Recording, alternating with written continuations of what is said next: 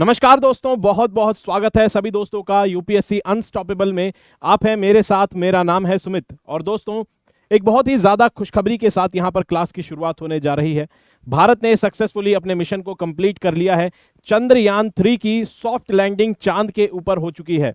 दोस्तों, ये वो मोमेंट है इंडिया की हिस्ट्री में जहां से आज के बाद जो साइंटिफिक डेवलपमेंट है, स्पेस एक्सप्लोरेशन की जहां तक बात है, उसमें चीजें बदलने वाली हैं ड्रास्टिकली। हमेशा एक इंसान के फेज के अंदर, एक इंसान के जीवन में, एक समाज के जीवन में और पूरी सिविलाइजेशन के जीवन में कई बार ऐसे समय आते हैं, ऐसे पड़ाव आते हैं जब उसके बाद समय जो है हमेशा के लिए बदल जाता है। फिर चाहे कैसा भी समय हो, वो पहले जैसा नहीं रहता। और भारत जो एक सिविलाइजेशन के रूप में आज जिस चीज को भारत ने एक्सपीरियंस किया है, वो भी एक ऐसा मोमेंट है। आज भारत चांद की धरती पर एक रोवर को भेज चुका है और अपनी साइंटिफिक पावर को प्रूव कर चुका है। भारत एकमात्र ऐसा देश बना है जो कि चांद के दक्षिण ध्रुव यानी कि चांद के साउथ पोल पर अपने आप को लैंड करवा चुका है। और उसके अलावा सॉफ्ट लैंडिंग करने वाला भारत चौथे नंबर का देश बन चुका है, रशिया, चाइना और यूएस के बाद। यानी कि बहुत सारे मैनी फर्स्ट इसके अंदर आपको देखने को मिलेंगे। और चंद्रयान 3 के मिशन की सक्सेसफुल होने की सभी दोस्तों को एक बार फिर से बहुत बहुत बधाई। और यहां पर सेशन की शुरुआत करते हैं। इस क्लास के अंदर, इस सेशन के अंदर हम जानेंगे चंद्रयान जो मिशन चल रहा है, ये है चंद्रयान 3। इसकी शुरुआत जो हो चुकी थी वो चंद्रयान 1 से 2008 से दौड़ चल रही है। और आज हम यहां पर सारी चीजों को देखेंगे कि किस तरह से बाकी जो मिशंस थे आखिर वो क्या थे, चंद्रयान 1 क्या था, चंद्रयान 2 मिशन किस चीज की बात करता है, ये सारी बातें यहां पर देखेंगे।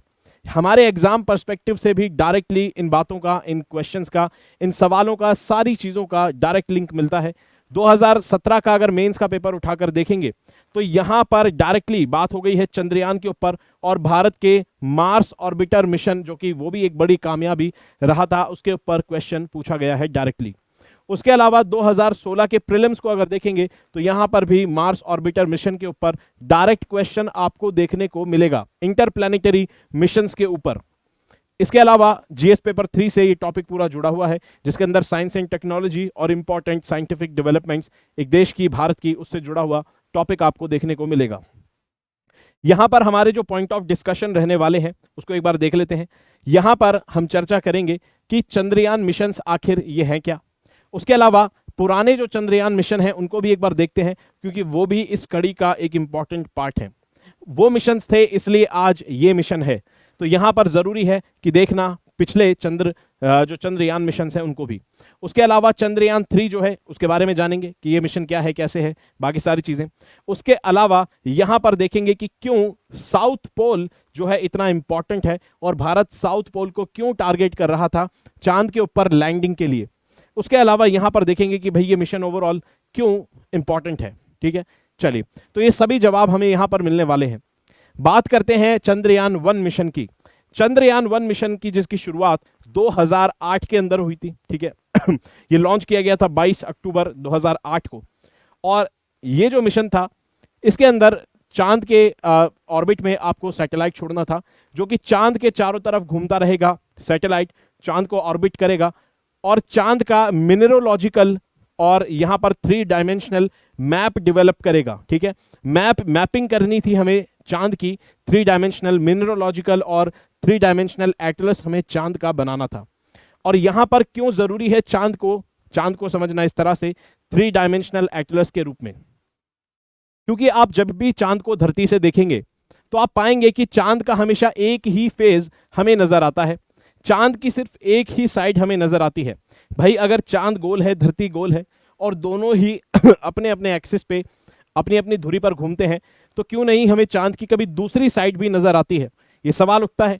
दरअसल चांद की जो घूमने की अपनी धुरी पर यानी कि अपने एक्सिस पर रोटेशन करने की जो स्पीड है चांद की, वो है अपनी धुरी पर एक चक्कर लगाता है धरती के 27 दिन में चांद एक चक्कर लगाता है। ठीक है, उसके अलावा चांद का धरती के चारों तरफ चक्कर जो लगाने का जो स्पीड है वो भी 27 दिन है।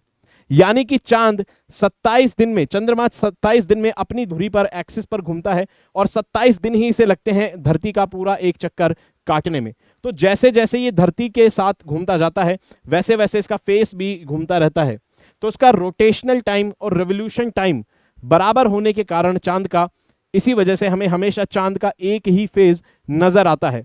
तो चांद इंसान को बहुत लंबे समय से, अगर ह्यूमन हिस्ट्री को देखेंगे, खासतौर पर भारत में कवियों ने चांद पर बहुत कुछ लिखा है, तो चांद हमेशा से इंट्रीग करता रहा है धरती पर लोगों को।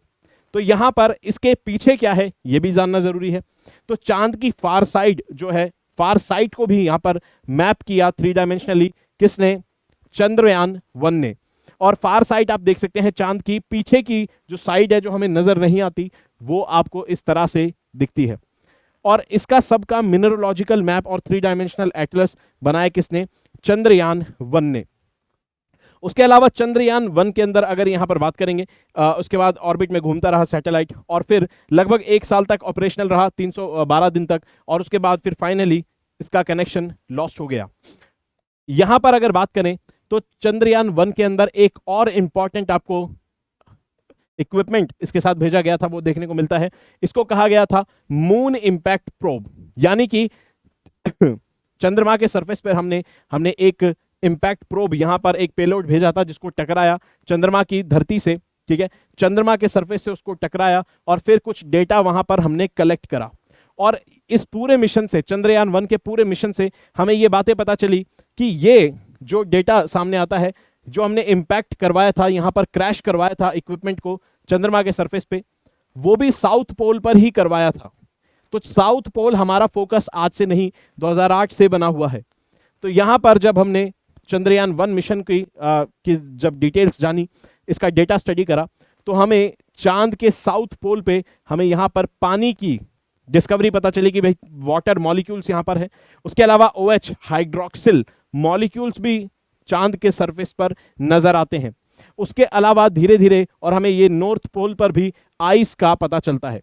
तो चांद के मिनरल्स ढूंढने गए थे, साथ में पानी की भी चंद्रयान-1 ने खोज कर ली थी। तो बहुत इंपॉर्टेंट डिस्कवरी थी उस जमाने के हिसाब से। उसके बाद चंद्रयान-2 आता है। तो आइस और वाटर चांद पर है, ये बात हमें पहले ही पता चल चुकी थी।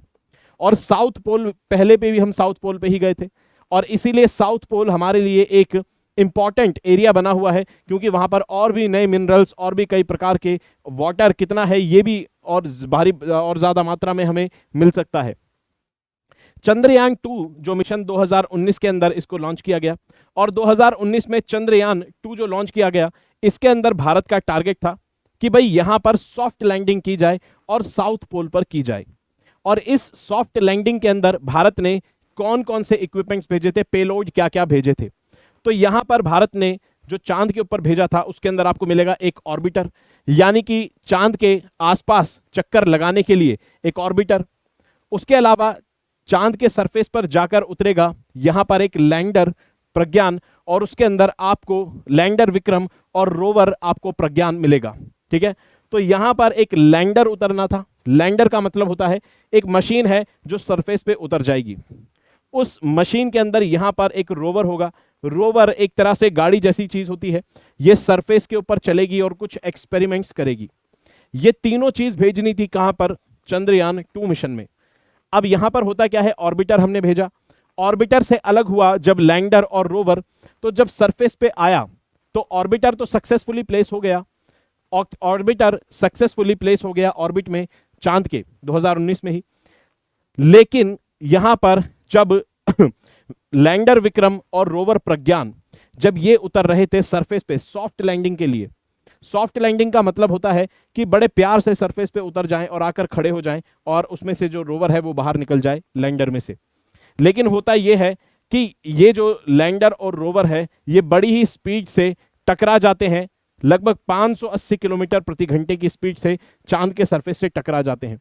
यानी कि सॉफ्ट लैंडिंग जो होनी थी वो नहीं हो पाई, और स्पीड की जो स्पीड थी, लैंडर की जो स्पीड थी वो गति कम नहीं हो पाई और इंपैक्ट ज्यादा रहा, और यहां पर लैंडर गिर के क्रैश हो गया।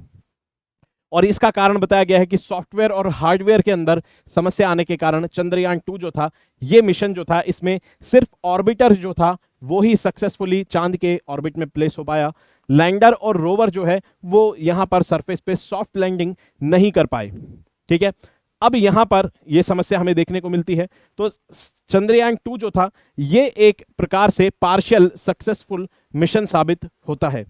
और यहां पर चंद्रयान 2 के अंदर आपको देखने को मिलेगा कि यहां पर एक्सरे स्पेक्ट्रोमीटर आपको देखने को मिलेगा जो कि चांद के ऊपर अलग अलग एलिमेंट्स को स्टडी करता, इसका आपको देखने को मिलेगा। ऑर्बिटर में आपको देखने को मिलेगा ये सारी चीजें थी जिसने चांद के सरफेस पे मेजर मिनरल्स को स्टडी करना था।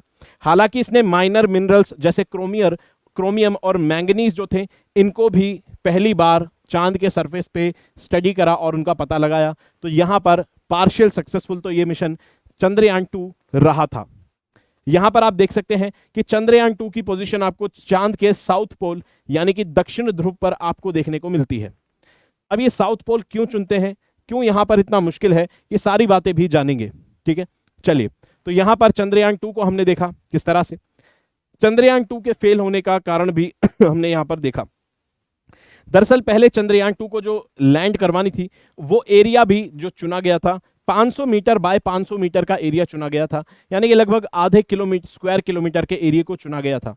उसके अंदर टारगेटेड एरिया पे लैंड करवाना थोड़ा मुश्किल था। इस बार जो एरिया चुना गया था, जो इस बार एरिया चुना गया चंद्रयान 3 के लिए, वो एरिया थोड़ा बड़ा था। 4 किलोमीटर बाय लगभग 2.5 किलोमीटर 2.4 किलोमीटर का एक रेक्टेंगुलर एरिया चुना गया था कि भाई यहां पर कहीं पर भी हम उतार सकते हैं अपने लैंडर को। ठीक है, और चंद्रयान 3 जो मिशन है इसके अंदर आपको क्या मिलेगा, सिर्फ लैंडर और रोवर, यानी कि इसमें ऑर्बिटर आपको नहीं मिलेगा क्योंकि ऑर्बिटर हम चंद्रयान 2 में ही भेज चुके थे। तो लैंडर और रोवर यहां पर सक्सेसफुली अब जा चुके हैं। एरिया यहां पर थोड़ा बड़ा था, टारगेटेड एरिया, साथ ही में कुछ यहां पर मॉडिफिकेशंस किए गए थे जो कि लैंडर को और मजबूती प्रोवाइड कराते हैं। तो लैंडर्स के अंदर सॉफ्टवेयर और हार्डवेयर दोनों में ही कुछ बदलाव किए गए थे। ये यहां पर आप देख सकते हैं कि ये बताता है कि किस तरह से ट्रेजेक्ट्री रहती है एक जब सैटेलाइट सरफेस पे उतारना होता है, जब यहां पर किसी इक्विपमेंट को पेलोड को लैंडर को सरफेस पे उतारना है तो किस तरह की ट्रेजेक्ट्री वो फॉलो करेगा।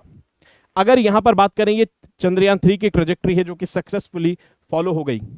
अगर बात करें आप यहां पर मान लीजिए कोई मान लीजिए आप चांद के सरफेस पे भेज रहे हैं सैटेलाइट को या लैंडर को आप भेज रहे हैं, तो लैंडर जब एंटर करेगा चांद के सरफेस पे वो इस तरह से जाएगा। ठीक है, इस तरह से जाएगा और इस तरह से जब वो जाएगा तो जैसे वो सरफेस के पास पहुंचने लगेगा, जैसे ही वो सरफेस के पास पहुंचने लगेगा तो उसकी स्पीड इस तरह से होगी, यानी कि ये मान लीजिए आप कह सकते हैं ये है लैंडर। तो इसकी जो स्पीड होगी इसमें आपको mainly horizontal velocity, horizontal speed मिलेगी, यानी ये आगे की तरफ इस तरह से भाग रहा होगा। लेकिन अगर आपको इसको नीचे लैंड करवाना है तो आपको इसकी हॉरिजॉन्टल स्पीड कम करनी पड़ेगी और फिर बाद में नीचे जब गिरेगा तो इसके अंदर वर्टिकल स्पीड भी आ जाएगी। तो यानी कि कोई भी चीज इस तरह से अगर सरफेस के ऊपर उड़ रही है तो उसके अंदर हॉरिजॉन्टल स्पीड है। हमारा काम यह है कि इस हॉरिजॉन्टल स्पीड को जीरो किया जाए और बाद में वर्टिकल स्पीड जो है उसको कंट्रोल करेंगे, ताकि कंट्रोल वर्टिकल स्पीड करेंगे तो यहां पर सॉफ्ट लैंडिंग हो सके। कोई चीज ऐसे जा रही है, उसकी वेलोसिटी हॉरिजॉन्टल हमें जीरो कर देनी है ताकि वो फिर वर्टिकली इस तरह से हो जाए। अब ये आगे नहीं बढ़ेगी, अब ये वर्टिकल जाएगी। तो वर्टिकल जब जाएगी तो इसकी जो वर्टिकल स्पीड है उसको कंट्रोल कर सकते हैं। तो यही पूरा काम यहां पर करना है। तो आप देख सकते हैं जब एक लैंडर को चांद के सरफेस पे उतारा जाता है तो इसमें कुछ स्टेजेस होते हैं। जैसे सबसे पहली स्टेज होती है रफ ब्रेकिंग सिस्टम। इस रफ ब्रेकिंग सिस्टम के अंदर आपको क्या करना होता है, आप अगर देखेंगे शुरुआत में वर्टिकल वेलोसिटी जीरो है, यानी कि नीचे नहीं, ये पूरी तरह से इस तरह से आगे ही बढ़ रहा है। जब आप रफ ब्रेकिंग सिस्टम लगाते हैं तो क्या होता है, आपकी हॉरिजॉन्टल स्पीड कम होती है और आपके पास कुछ वर्टिकल स्पीड भी आती है। अब वर्टिकल स्पीड आ चुकी है। इसके बाद अगला फेज आता है एटीट्यूड होल्ड फेज। ये कुछ सेकेंड्स का फेज होता है और इसके बाद आता है फाइन ब्रेकिंग फेज। यहां पर इस पूरे फेज के अंदर एटीट्यूड होल्ड फेजिंग और फाइन ब्रेकिंग फेज के अंदर ये कुछ सेकेंड्स का फेज होता है। इसमें लैंडर जो है ये इस तरह से है टिल्टेड, इसको हमें वर्टिकली करना होता है, यानी कि जो लैंडर यूं है इसको हमें ब्रेक्स वगैरह लगा के इस तरह से वर्टिकल पोजीशन में लाना है। तो यानी कि इसकी पोजीशन, इसका ओरिएंटेशन चेंज करना होता है एटीट्यूड होल्ड और फाइन ब्रेकिंग फेज के अंदर। तो यहां से आप देखिए अब ओरिएंटेशन चेंज हो गया। अब इस फेज को कहते हैं टर्मिनल डिसेंट फेज, यानी कि अब सिर्फ आपके पास वर्टिकल वेलोसिटी है, उसी को आपको कंट्रोल करना है और आप सॉफ्ट लैंडिंग कर सकते हैं। ये इस बार सक्सेसफुली हो चुका है पूरा प्रोसेस, इसलिए चंद्रयान 3 का जो लैंडर है वो वर्टिकली आराम से उतर गया है। लेकिन अगर बात करें चंद्रयान 2 के समय में, तो चंद्रयान 2 के समय में जो समस्या आई थी वो इस फेज के दौरान आई थी। टर्मिनल डिसेंट फेज आने से पहले ही एटीट्यूड होल्ड फेज और फाइन ब्रेक जो फेज था इसमें ही खराबी आ चुकी थी, और यहां पर जो टर्मिनल डिसेंट का जब फेज आया तो धड़ाम से यहां पर हमारा चंद्रयान 2 का लैंडर जो था वो क्रैश कर गया चांद के सरफेस पे। तो इस बार इस चीज का ये जो अभी आप देख रहे थे लाइव, पूरा जो लाइव हम देखते हैं लैंडिंग फेज, उसके अंदर यही सारी फेजेस को देखा जा रहा था, मॉनिटर किया जा रहा था साइंटिस्ट लोगों के द्वारा। तो चंद्रयान 3 जो है ये भारत की सॉफ्ट लैंडिंग दिखाने के लिए बनाया गया है, ठीक है। और इसके अंदर आपको लैंडर और रोवर दिखेगा, ऑर्बिटर हम पहले ही भेज चुके हैं। इसके अलावा इसमें आपको 4 और पेलोड्स नजर आएंगे, जैसे कि जो चांद पर सरफेस पर हलचल होती है, अर्थक्वेक्स आते हैं, सॉरी अर्थक्वेक नहीं मतलब मून क्वेक्स, चांद की धरती पर जो हलचल होती है उसको स्टडी करेगा, लूनर क्वेक्स को। उसके अलावा थर्मल प्रॉपर्टीज स्टडी करेगा चांद के ऊपर, टेम्परेचर से रिलेटेड स्टडी। उसके अलावा चांद का जो एनवायरनमेंट है आसपास का उसको स्टडी करेगा, साथ ही में यहां पर धरती से चंद्रमा का जो डिस्टेंस है उसको प्रॉपरली मेजर करेगा। और ये जो लास्ट वाला पेलोड है ये नासा के द्वारा भेजा गया है। तो पेपर में पूछ सकता है कि कौन कौन से पेलोड आपको चंद्रयान 3 पर मिलेंगे, तो ये बहुत ज़्यादा इंपॉर्टेंट हो जाते हैं पेपर के लिए, क्योंकि चंद्रयान 3 बहुत एम्बिशियस मिशन है और पूछ सकता है, तो आपको चारों पेलोड के बारे में पता होना चाहिए, ठीक है। और सॉफ्ट लैंडिंग करने के बाद वहां पर कुछ रोवर जो है गाड़ी की तरह चलेगा सरफेस पर, और कुछ चांद की मिट्टी उठाकर उसमें कुछ एक्सपेरिमेंट्स वगैरह इन सितु एक्सपेरिमेंट्स करेगा, ठीक है। चलिए, तो यहां पर हमने देखी, और सबसे बड़ी बात साउथ पोल पर ये लैंडिंग हुई है और भारत बन गया है पहला ऐसा देश जो कि साउथ पोल पर सॉफ्ट लैंडिंग कर चुका है, और सॉफ्ट लैंडिंग करने वाला चांद के सरफेस पर बना है चौथा देश, ठीक है। चलिए यहां पर देख सकते हैं किस तरह से लॉन्च किया गया था चंद्रयान 3 को अपने शुरुआती दौर में। रॉकेट जो इस्तेमाल हुआ था, लॉन्च व्हीकल इसको बोलते हैं, और ये था LVM-3, और इसका पुराना नाम यानी कि लॉन्च व्हीकल मार्क 3, इसका पुराना नाम है GSLV MK3। तो GSLV MK3 का ही नाम अब LVM-3 हो चुका है, तो घबराने की बात नहीं है। इसके थ्रू यहां पर हमने सैटेलाइट को लॉन्च करा, ठीक है। सैटेलाइट यानी कि ऑर्बिटर और लैंडर को हमने लॉन्च करा, ठीक है। प्रोपल्जन सिस्टम इसके साथ जुड़ा होता है, प्रोपल्जन सिस्टम बाद में अलग हो जाता है, ठीक है। और फिर बाद में सिर्फ लैंडर यहां पर आता है और फिर उसमें से रोवर निकलता है। तो आप देख सकते हैं किस तरह से यहां पर लॉन्च किया गया था। अब सवाल उठता है कि भाई साउथ पोल ही क्यों साउथ पोल में इतनी ज्यादा दिलचस्पी है कि चंद्रयान 1 में भी साउथ पोल पे गए, चंद्रयान 2 में भी साउथ पोल पे गए, और चंद्रयान 3 में भी साउथ पोल पे ही जाना चाहते हैं। तो दरअसल जो साउथ पोल है इसके ऊपर दरअसल यहां पर टेम्परेचर बहुत ज्यादा कम रहता है, और कितना कम रहता है, लगभग 230 डिग्री माइनस में चला जाता है। अब ये क्यों होता है भाई? ये इसलिए होता है क्योंकि ये साउथ पोल जो है ज्यादातर ये रीजन अंधेरे में डूबा रहता है, सूरज की रोशनी से दूर रहता है, और इसीलिए यहां पर क्या होता है, यहां पर कोई सैटेलाइट, कोई लैंडर, कोई रोवर अगर आप भेजते हैं तो वहां पर समस्या ये होती है कि सूरज की रोशनी नहीं पहुंच पाती है ठीक से, तो सनलाइट नहीं पहुंचती है, सोलर एनर्जी नहीं पहुंच पाती है, तो इक्विपमेंट ज्यादा दिन काम नहीं करते हैं, और वहां पर फार साइड में साथ में साउथ पोल में सॉफ्ट लैंडिंग करवाना इसलिए मुश्किल हो जाता है क्योंकि इक्विपमेंट्स ठीक से काम नहीं कर पाते हैं इतनी ठंड होने के कारण। और इसीलिए जितनी भी ज्यादातर आप देखेंगे चांद के सरफेस पे लैंडिंग्स हुई है आज से पहले, वो आपको इक्वेटर के एरिया में आपको नजर आएंगी, ज्यादातर इक्वेटर के एरिया में ही आपको नजर आती हैं, ठीक है। तो एक तरह से साउथ जो साइट है ये काफी अनएक्सप्लोर्ड साइट है, और हमें यहाँ पर पानी के सबूत मिलते हैं साउथ पोल पे, नॉर्थ में भी पानी के सबूत हमें मिलते हैं। तो यहाँ पर जरूरी है कि आप इस एरिया को और एक्सप्लोर करें, क्योंकि यहाँ पर पुराने अर्ली टाइम के सोलर सिस्टम के अवशेष सबूत यहां पर जमे हुए मिल सकते हैं। क्योंकि सूरज की रोशनी ज्यादा पहुंचती नहीं है, तो सोलर सिस्टम जब बन रहा होगा और उस समय कुछ ट्रैप हो गया होगा, तो वो वहां पर ही जम गया होगा स्पेस टाइम के अंदर, और सूरज की रोशनी वहां नहीं पहुंचती है। तो वहां पर जो भी सबूत होंगे अर्ली सोलर सिस्टम के, वो आपको एज इट इज मिल सकते हैं। तो जरूरी है सोलर सिस्टम को समझने के लिए यहां पर आप साउथ पोल को और नॉर्थ पोल को खंगालें, ठीक है। तो जो कि भारत ने पहल की है। अब यहां पर अगर बात करें तो स्पेशल क्लास में आप मेरे साथ जुड़ सकते हैं दोस्तों। स्पेशल क्लास में आप मेरे साथ जुड़ सकते हैं, साथ में प्लस कोर्स पर अनअकैडमी में जुड़ सकते हैं। 6ठी से 12वीं तक की एनसीईआरटी हम कवर कर रहे हैं। साथ ही में कोई भी कोर्स अगर अनअकैडमी से आपको खरीदना है तो आप कोड लगा सकते हैं SMK लाइव। और स्पेशल क्लासेस और ज्यादा स्पेशल होने वाली है, क्योंकि 25 अगस्त से आपको अनअकैडमी के यूट्यूब प्लेटफॉर्म्स के ऊपर कोई भी एजुकेटर नहीं मिलेगा। सभी एजुकेटर्स आपको मिलेंगे ऐप पे, ठीक है, अनअकैडमी की ऐप पर। सभी एजुकेटर्स आपको अनअकैडमी की ऐप पर नजर आएंगे, और ये सभी एजुकेटर्स अपने अपने स्पेशल कोर्सेज अनअकैडमी की स्पेशल क्लासेस में लेंगे।